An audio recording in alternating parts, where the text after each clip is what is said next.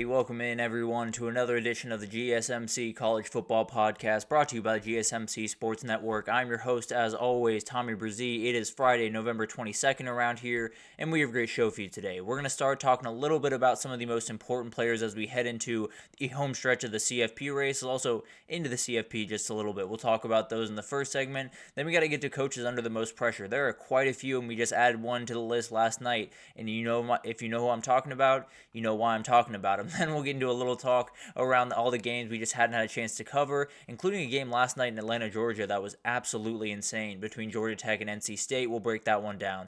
Then we'll get to my best bets of the upcoming weekend. Went a little bit below 500 this past week, but hoping to bounce back. We can get back above 500 this week. Then we'll do a little bit of a wrap-up, and we have huge recruiting news from all the quarterbacks, really seemingly all the quarterbacks in the country. We have a ton of different things to break down, and we will get to that at the very end. But before we jump in, I do want to remind you all we get tons of questions and comments throughout the show, and the best way for you all to get your question on the screen, we can have a fun back and forth here, is to use the super chat, At the bottom of the chat on the Sports Network page, you can click that $, add any question, comment you'd like. It'll pop up on the screen, and we can have a fun back and forth here. Definitely want this to be as interactive as possible, so utilize that if you'd like to, and definitely can have a fun interaction here. But let's go ahead and jump into this thing, and honestly, I did think about going over all the Indiana stuff, going over the strength of schedule, all the arguments going around the CFP. I decided to give everyone a little bit of a break. I know everyone's talking about that pretty much ad nauseum at this point. I figured we'd have a little bit more of a chill show today, avoid some of the more hot button topics in our sport right about now. But let's get into this stuff, and let's start with the most important players in the CFP race. It feels like this year is one of those years, especially just in the 12-team playoff era in general.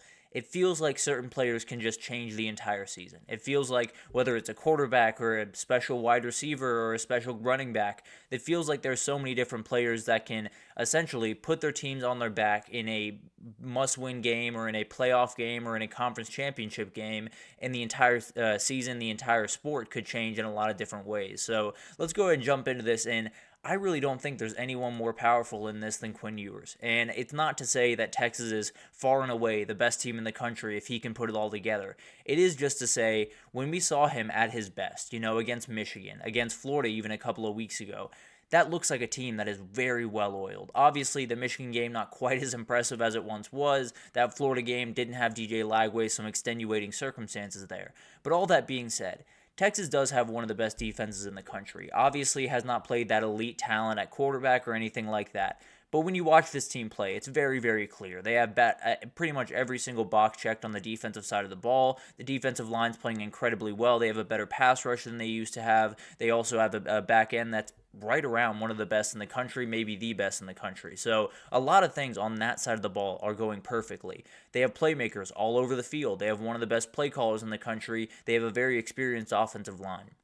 They need the quarterback to pick up the slack. And it's not to say Quinn Ewers has played bad this year by any means. He's actually probably having one of the best quarterback seasons a Texas quarterback has had in quite some time, if I'm being totally honest. But all that to be said, he does need to kind of flip a switch. He does need to take that next little step forward. It's looked a little bit out of sync. His footwork is not necessarily his big attribute, so obviously that's something probably going to need a little bit better protection, probably going to need a little bit better run game, so he has more opening to kind of work with that footwork. But overall, he just seems to get a little bit bogged down at certain points in the game. And he did look like a Heisman winner early in the year in Ann Arbor. It's not necessarily an elite defense that he was going up against too, but they were very good players on that side and a very good scheme in general. So it's one of those things where I still feel like this Texas offense has a thing. They have that next little step that they can take up to make them a more dangerous team. I don't know when they'll take that. I don't know if they'll take that this year. But I will say, it's all on the shoulders of number 3. If he's going to make the plays, if he's going to step up to the plate and be the big-time player they need him to be, this can be one of the teams that wins a national title. If he comes up a little bit short and plays the game that he did in Arkansas the next 2 weeks, there's a very real reality where they're sitting on their couch in December. So it all comes down to number 3, and frankly, I think a lot of different things could happen for Texas if he kind of puts it together. And then Will Howard is the other one that stands out to me, and with the O-line issues, this becomes even more important because his legs are going to be huge. Whether or not it's scrambling out of a pocket that's kind of collapsing or just a couple of read options to keep the defense honest, whatever that looks like, it is going to have to be him with his legs more often now, because Seth McLaughlin going down is absolutely huge. You have to give your new offensive lineman, whether it's Carson Hinsman. Actually, we do have an update on that we'll get to a little bit later in the show, but a lot of different things going on in that offensive line room. You very much have to step up to the plate, not only as a playmaker, but as a communicator, because the reality is, in a lot of different systems around the country, and I assume at Ohio State, but could be a little bit different depending on the down and depending on the circumstances, but a lot of the time, you will have that center calling out different protections, different blitzes, different things, different fronts that the defense is giving you. All of these things are hugely important. Likely those will fall on Will Howard's shoulders now. So you'll have to figure out kind of how all this works with Ohio State, and Will Howard, more than anyone on that team, knows that now he has to step up in a big way. Whether it's on the field, off the field as a communicator, on the field as a communicator, he's going to be hugely important. He's going to be one of those guys that can totally take Ohio State to a national title, or could be one of those things where we look back and say that Seth McLaughlin injury was the game changer in this season for Ohio State. Travis Hunter, I mean, this one kind of speaks for itself, no doubt about that. But when you talk about Colorado, when you move towards a Big 12 title or a CFP game or anything like that, you get a little bit more nervous, right? You have that offensive line that has played really good football as of late. They haven't necessarily played at Georgia. They haven't necessarily played in Oregon or someone like that. Also, the offense is starting to run the ball a little bit more aggressively. Again, you're probably going to face a little bit more stout of a front coming down the road. That means your playmakers just have to make plays. And more than anyone, this guy. Because he's the guy that can change things on both sides of the ball. He's the guy that can get you a pick on one side and then flip right back around and get a 50-yard touchdown on the other. He can totally change a game for you. He can get the juice in your program. He can get the juice in your team. Everyone on that team is watching number 12 at most every moment of the game. He is the most important player on that team. Obviously, Shedeur Sanders is absolutely incredible. One of the most incredible quarterbacks, likely going to be the top quarterback off the board in the 2025 NFL draft. All that being said, I think when you look at a couple of these other teams around, and you look at some of the big games they're going to have to play, sometimes it's just going to be about that one guy making that one play. And I do think Travis Hunter is the one where just throw it up to him and let him go get one. Or him on the defensive side, just let him play man coverage and he's probably going to find one at some point. So it's one of these openings where Travis Hunter is the guy that Colorado can do a million incredible things in pretty much every game. And they could still lose to one of these elite teams out there. They could still fall short with a great passing game and no run game. They could still fall short with a relatively good defense, but maybe not quite as dominant against an elite offense. All of that stuff, you can get close. You need that guy to get you over the hump. And this is your guy. This is the guy that really one of the best guys in the country at getting you over the hump. But he's going to be huge in this playoff race going for the next 2 weeks and then possibly into the Big 12 championship and into the playoff. He's going to be the guy. If number 12 can make some plays for them, then they can beat a team that no one thinks they can beat. Then we got Carson Beck. I mean, this UGA team, when you see Carson Beck ripping around the ball, you see what this UGA team is capable of. And you see why a lot of people going into the season were saying 3 out of 4 is not the craziest idea in the world. And Tom Fornelli actually pointed out a very interesting point when I was listening to the Cover 3 pod a couple of days ago. Basically just said his dips, Carson Beck's dips, coincide almost perfectly with Tate Ratledge going down with an injury. He is now back. He is fully healthy, and that has been a huge thing. You saw it against Tennessee. They did not get pressure. They did not get the thing that they usually get if you're Tennessee, and Tate Ratledge was a big reason for it.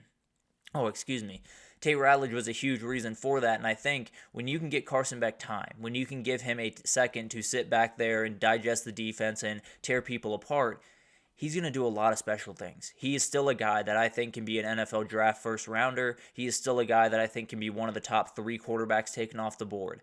Everything is on the table for him and this team. He's got to finish strong. And I do think he will do that at least in the regular season. Then it's time for the playoff, and we'll see what happens there. But obviously a huge player and one of those guys that Georgia, against all odds, is still very much alive for the CFP and for the national title. And that guy's going to be the reason they get it or don't get it. Then you got Jordan James. He's over there at Oregon, and when I look at Oregon, there's so many things that they do incredibly well, and really running the ball has become one of those things. But I think when you look at a CFP game, when you look at a Big Ten championship, you're going to need what I like to call, at least, an anchor, a guy that you can get the ball to no matter what, and you know he's going to give you 3 yards. You know he's going to give you whatever you need to get down the field, whatever you need to get that first down. So for Penn State, it's Tyler Warren. That's their anchor. That's the guy that they say, we're just going to put you in Wildcat for this one play. You're going to get these 4 yards for us. We're going to continue this drive. A number of other guys have it. You know, I think Emeka Egbuka in some ways is that for Ohio State. Travion Henderson, another one. You have to have that guy where it's just, we're going to find number 20, we're going to hand him the ball, and he's going to keep this drive moving. And I do think that is going to become that guy. I think Jordan James is a remarkable player. A really good counterpunch to that explosive offense is just having a guy that can get those 3-4 yards when you really need them. And I do think he's one of those guys that kind of changes this offense from a really dangerous one that can beat you anytime to one that just might not be able to be stopped. If you can get that run game going, if you can get Jordan James going to an elite level, I don't know if Oregon's going to be able to be touched by pretty much any defense out there. Sam Leavitt is a player that we are not talking about enough, just in general, because when you look at the Big 12 right now, Shedeur Sanders is setting the pace for quarterbacks, and he's quite far ahead of a number of other the Big 12 quarterbacks out there. But Sam Leavitt, I would argue, is playing the second best quarterback in the Big 12 right now. He's playing incredible football, and that's why Arizona State has a chance at the CFP. I mean, you look back at that game against Kansas State, Cam Skattebo was not Cam Skattebo. He only had 74 yards rushing, 25 carries. He was not necessarily special in that game by any way, but Sam Leavitt and Jordan Tyson really picked up the slack. They were absolutely incredible, and he's kind of becoming one of those guys that if he can put together 2 more wins, get to the Big 12 championship, and possibly even beat Colorado, he's going to become a very popular name. One way or the other, he's going to become the guy that everyone's talking about saying, can Sam Leavitt lead Arizona State to a possible CFP berth? It's going to be special to watch, and this Arizona State team in general is going to be really special to watch this year and going forward. And then Curtis Rourke. This guy might be right up there with guys like Quinn Ewers and Will Howard when we talk about power coming forward, because he has a chance to totally change the entire college football race, change the entire college football world on Saturday. He can change the mind of a lot of SEC fans on Saturday as well. But the dude has the ability to do so many different things when he towards the end of the season, because this Indiana team, contrary to popular belief, it seems, is a very, very good team. They obviously have not played that elite team on the other side. They have not necessarily, been able to show themselves, at least against an elite power. They will get that chance this weekend, and Curtis Rourke will be at center stage for that. And I think he's one of those guys that if he puts together really clean football, if that defense continues to play the way that they have, let's say they lose to Ohio State but get into the field, I don't think you want to see this team. And it's not necessarily to say they're going to out-athlete you or do anything incredible.